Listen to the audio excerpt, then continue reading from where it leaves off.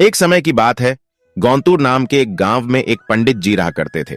उन्होंने एक साहूकार के पास 500 रुपये यह सोचकर जमा करा दिए कि जब उनकी बेटी की शादी होगी तो ये पैसे उनके काम आएंगे।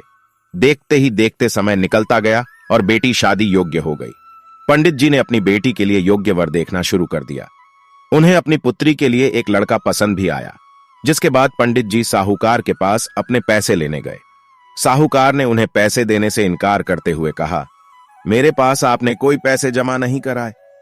आपके पास क्या सबूत है कि आपने मेरे पास पैसे रखे थे? क्या आपके पास उसका कोई लिखित प्रमाण है? साहूकार की ये बातें सुनकर पंडित जी परेशान हो जाते हैं और वे समझ जाते हैं कि साहूकार ने उनके पैसे हड़प लिए हैं। एक दिन पंडित जी मंदिर से घर लौट रहे थे।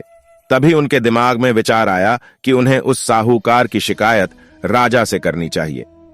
हो सकता है राजा इस परेशानी का कोई हल निकाल दें। पंडित जी बिना देरी किए राजा से मिलने के लिए पहुंच गए और वहां जाकर उन्होंने अपनी परेशानी राजा के सामने रखी।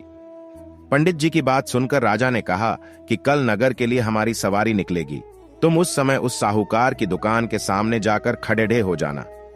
राजा की बात सुनकर पंडित जी अपना झोला उठाकर घर को निकल गए। अगले दिन राजा की सवारी निकली। नगरवासियों ने उन्हें फूलों की माला पहनाई व आरती उतारी। पंडित जी राजा के कहे अनुसार उस दुकान के सामने खड़े हो गए। राजा की सवारी साहूकार की दुकान के सामने आई तो राजा ने पंडित जी को देखाकर प्रणाम किया और उनसे कहा कि आप यहाँ क्या कर रहे हैं? आप हमारे गुरु हैं, आप हमारे साथ बग्घी में चलिए।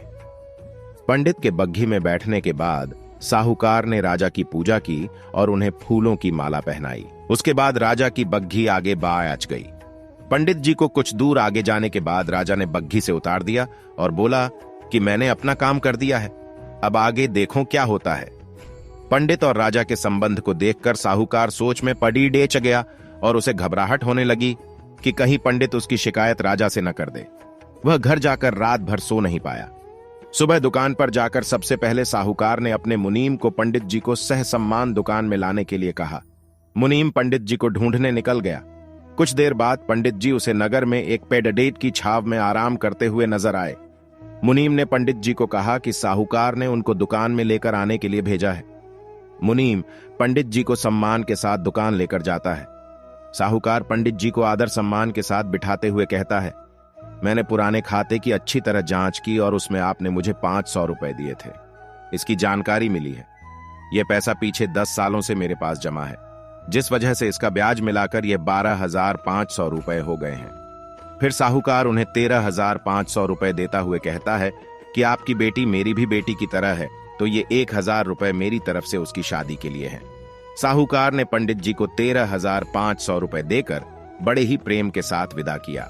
इस तरह पंडित जी को उनके अपने पैसों के साथ ही उसका ब्याज और शादी के लिए साहूकार की तरफ से 1,000 रुपए अतिरिक्त मिल गए। कहानी से सीख, अगर कोई किसी को परेशान कर रहा है तो उसके सामने गिड़गिड़ाने की बजाय ऐसे व्यक्ति से मदद मांगे जो इस समस्या से उसे निकाल सकता है। अगर आपको ये कहानी पसंद आई हो, वीडियो लाइक करें और रोजाना ऐसी ही कहानी सुनाने के लिए चैनल को सब्सक्राइब करें। राम राम।